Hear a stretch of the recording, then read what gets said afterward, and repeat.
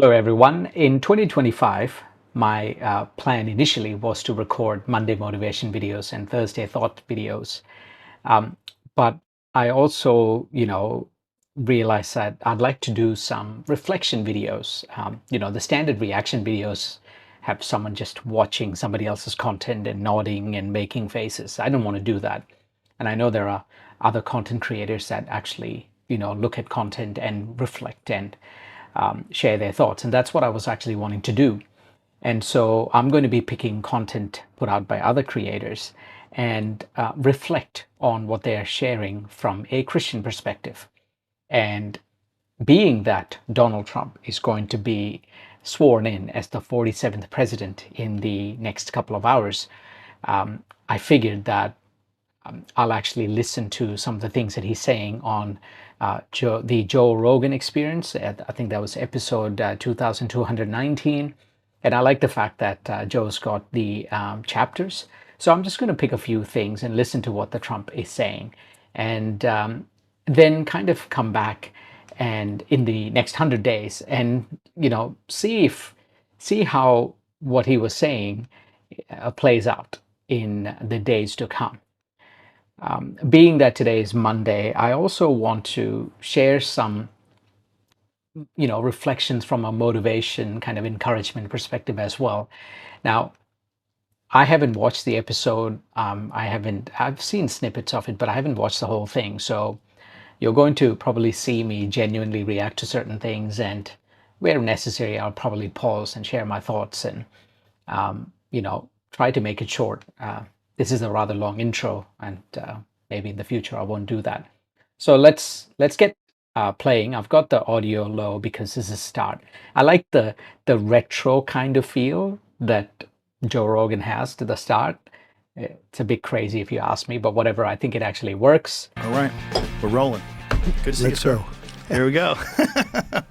One of the things I wanted to talk to you about, I wanted to play this, but we decided we shouldn't play it because it could get copyright strike, and we don't want to get the episode. We don't want anybody to have any sort of way to get it down. Sure.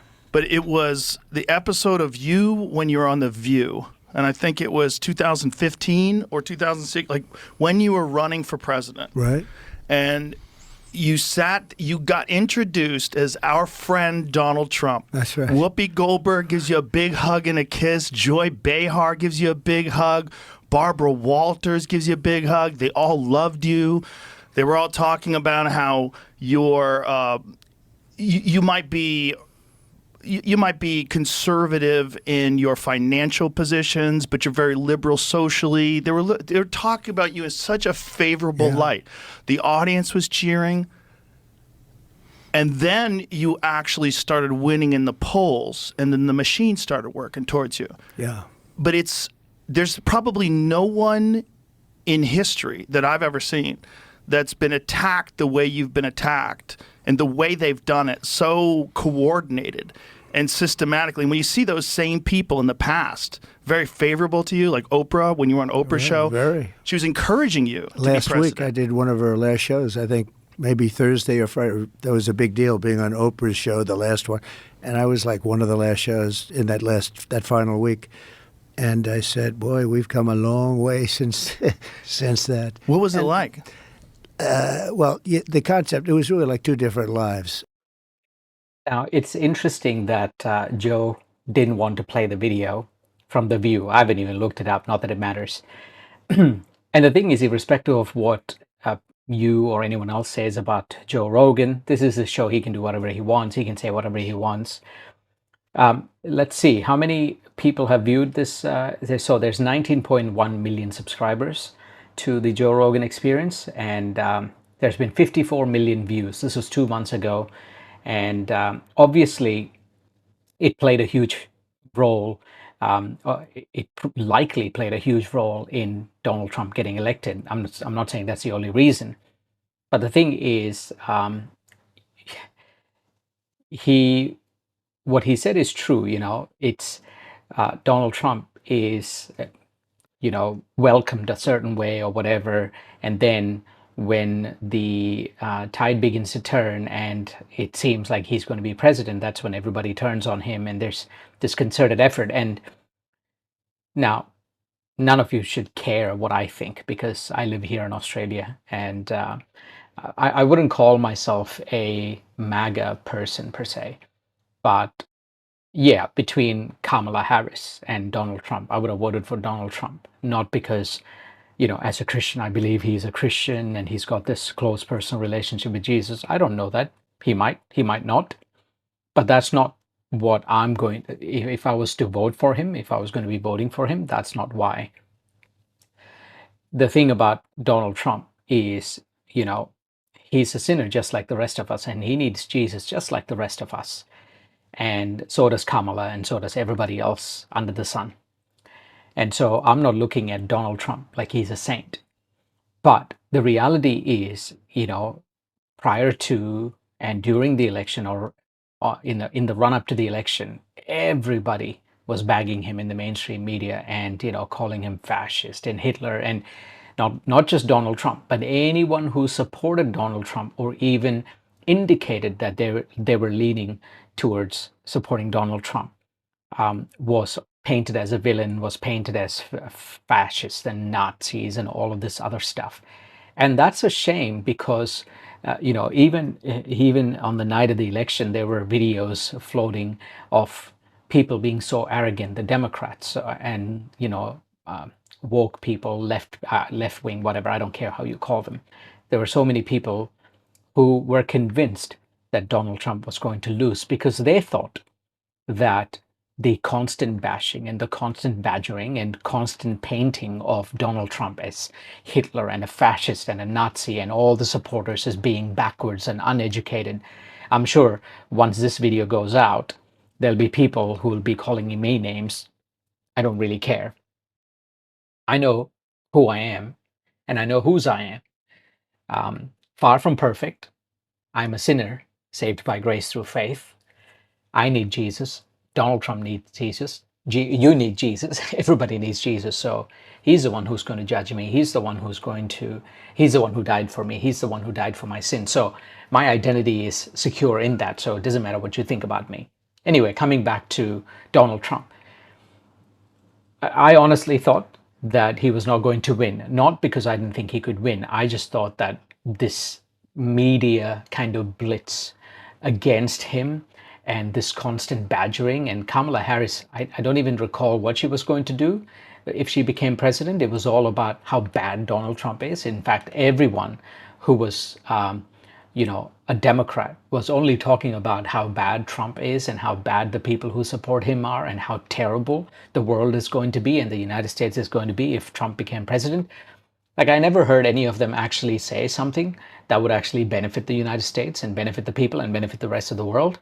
And by the way, I'm not saying that this is just a problem in the US. Here in Australia, I feel like most of the times politicians are actually slinging mud at each other. And how sad is it that instead of focusing on what, these politicians, whether it is Donald Trump, whether it is Kamala Harris, whether it is Anthony Albanese here or anybody else for that matter, instead of focusing on what good they can do for the country, what good they can do for the people of the country that they represent, they're actually attacking each other. Now, again, this is nothing new. I'm not actually making some earth-shattering statement for the first time. This is exactly what's going on. But instead of focusing on the good that you're going to do for the people, you're slinging mud. And I'm not saying that Donald Trump is guilty of that. At least he's, pretty open about it. So, here he's actually talking about, how he was received and he's on the last show of Oprah or whatever. The reality is all that exposure, being on Joe Rogan, being on Oprah, I haven't even seen that, by the way, that all helped. And I actually had a chance to talk to a Democrat, an actual Democrat, a couple of days ago. And I asked this person who was actually from the US, who actually moved to Australia not too long ago, or a few years ago, Democrat. And that person said that they do have people who support Donald Trump in the family. So I asked them, hey, how come Kamala Harris didn't appear on Joe Rogan? And their excuse was, or the reason that they gave was that, they were short on time, they were not invited, this and that. I don't know. I haven't checked this, but um, couldn't Kamala Harris have, when Donald Trump appeared, couldn't somebody in their staff or her staff have reached out to Rogan and said, hey, is it possible? And Joe Rogan being Joe Rogan, I think he would have been thrilled to have Kamala Harris on the podcast. Again, that's just my observation. So anyway, yeah, the whole attack Donald Trump and Donald Trump is bad, Donald Trump is Hitler, Donald Trump is fascist, Donald Trump supporters, MAGA supporters are fascist, spectacularly backfired because, barring anything unforeseen and ungodly happening between now and then, in a few hours, Donald Trump is going to be sworn in. Yeah. So I'm going to, look at the, see, he's talking about stiffs here. I'm going to go there and I want to see what he's talking about here. And Somewhat dangerous. So you're kind of stuck in a position where you have to pick established people. And then the problem with established people is established people are already indoctrinated into the system. And they're stiffs in many cases. They're Stiffs. stiffs. They're survivors. I find that, What do you mean by stiffs? When you say stiffs? a stiff, they don't have nothing. They have I like how, Joe Rogan, look, who knows the kind of conversation they had before the show, but I like that he asked these kind of questions because when I hear the word stiff, I have certain thoughts in my mind and certain preconceived notions, if you will, and perhaps Joe does too, and which is why he's asking. And let's see what the Trump has to nothing. say. Or they're smart and survive. One little thing. So there was a congressman years before I ran, and I was very close to him. And I needed a license on something, and he was very important in getting the license. But it was a little bit controversial, the license, this particular thing that was being licensed. But I was close to this guy and helped him and everything else. And I went to him, I said, I'd like to have your help. And he said, let me take a look at it. I said, ooh, that's not too good. But I really hope you're going to help. And anyway, he tapped me along for a long period of time and ultimately didn't do it. And I said, you are a stiff. You could have done this thing so easy, etc. But it was controversial. He was in Congress for many years, like 28 years. And, there's a reason when somebody's there for 28 years, you got to be sort of smart. Right. You have A all the survivor. scandals. And I realized he was a survivor. What And he so they did- never do anything controversial. do- They never take any chances yeah, or they speak don't their take- opinion that's outside of the. Yeah. sometimes. And yet I don't disrespect him for it. So- I actually respected the guy more in a certain way. I said, Because he did survive. You know what? He's been there for 28 years, and he made it through. A lot of people don't make it through. It's a They good don't way for last long. non-exceptional people to survive. Well, it is. Yeah. I mean, it certainly is. So Okay, so I like, and I think this, I may not probably go any further than this because otherwise it'll just become too long a video.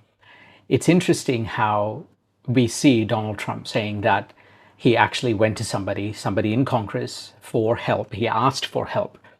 And that's something I've been learning recently, that it's okay to ask for help and to explicitly ask for help.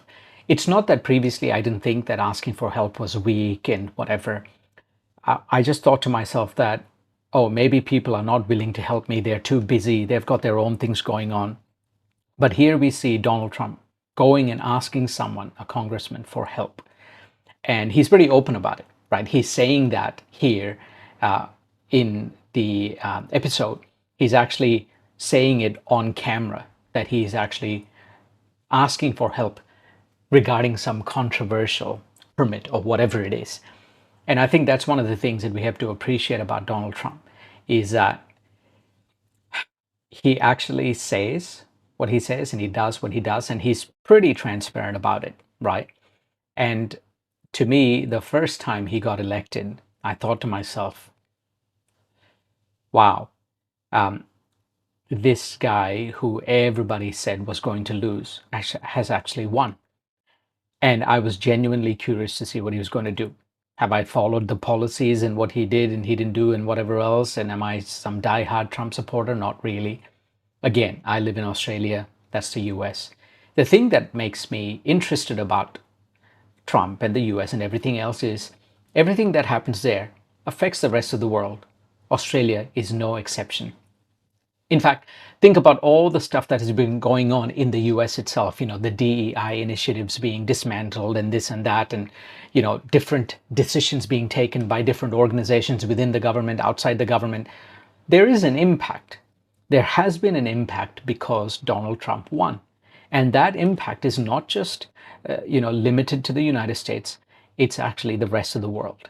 So for one, I'm curious as to how the United States is going to change because I lived there for a number of years and I actually have a soft corner to the US. And one day, God willing, I would love to go back and live in Texas. And, anyway, that's for another day.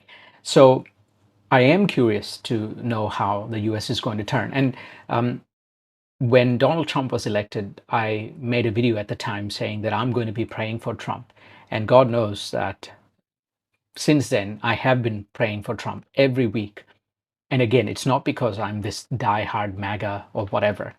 I've just been praying that President Trump, would come to the cross and get on his knees and pray for wisdom so that he can actually lead the United States and lead all the people he's picking, and that he would pick the right people, that the United States would be blessed. And again, it's not because I'm just some diehard Trump fan or the US fan or whatever. It's because I know that what happens there affects people like me here in Australia and affects nations like Australia and other parts of the world. That's why I've been praying for the US, for Trump, and for the rest of us.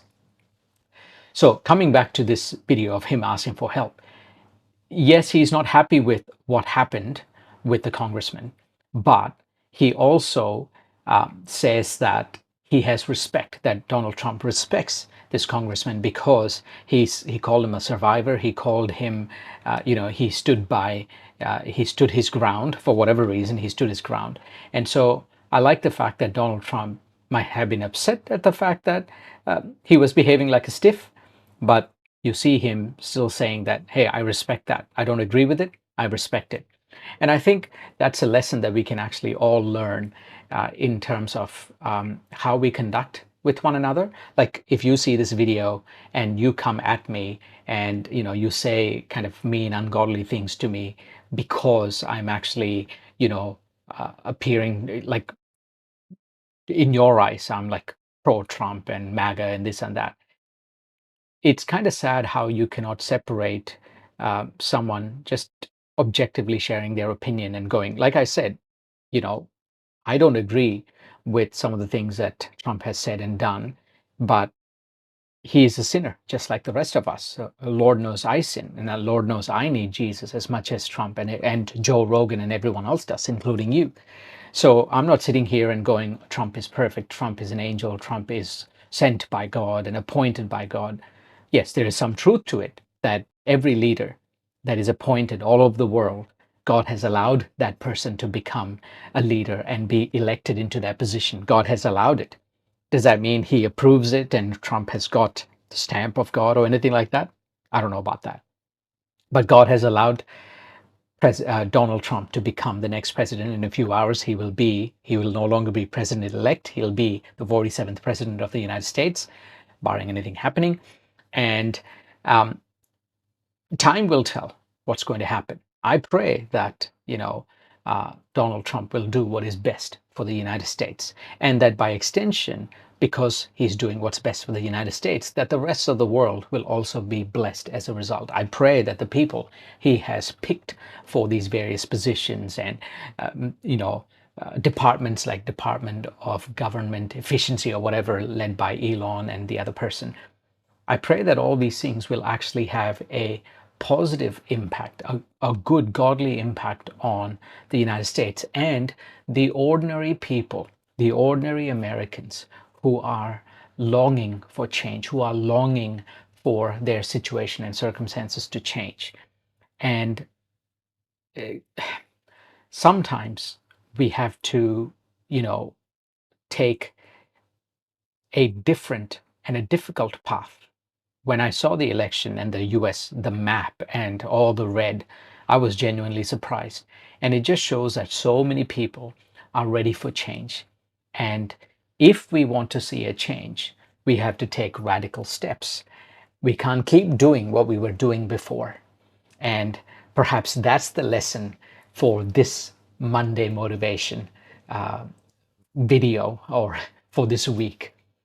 If you want to see a change happen in your life, you will have to do something radically different from what you have been doing in the past, and then see how it pans out. For the United States, electing Donald Trump is that step that the country has taken. And God alone knows what's going to happen, not just in the next 100 days, but in the next 4 years. I, for one, will continue to pray for Trump and the United States and the rest of the world, because it doesn't cost me anything. And if I were you, and you are a follower of Christ, irrespective of where you stand in the political spectrum, if you are MAGA or not, if you are Republican, Democrat, Independent, whatever, I don't care. If you know Jesus, then pray for Trump, and pray for the presidency, pray for the United States, and pray for the rest of the world, so that God's will be done. I don't know how this video has turned out. I don't know if anyone's going to even watch it. But this is something I wanted to do, and I'm glad I actually did it. If you watch it, watch it on 2 speed, 3 speed, I don't care. Give me some feedback, and let me know what else I can create, what else I can comment on. Maybe, share a video, and, if you want me to watch it and share my thoughts, by all means do so. Leave a comment. Thank you for watching. Let me know what you think. And if you like this kind of stuff, like and subscribe. Take care.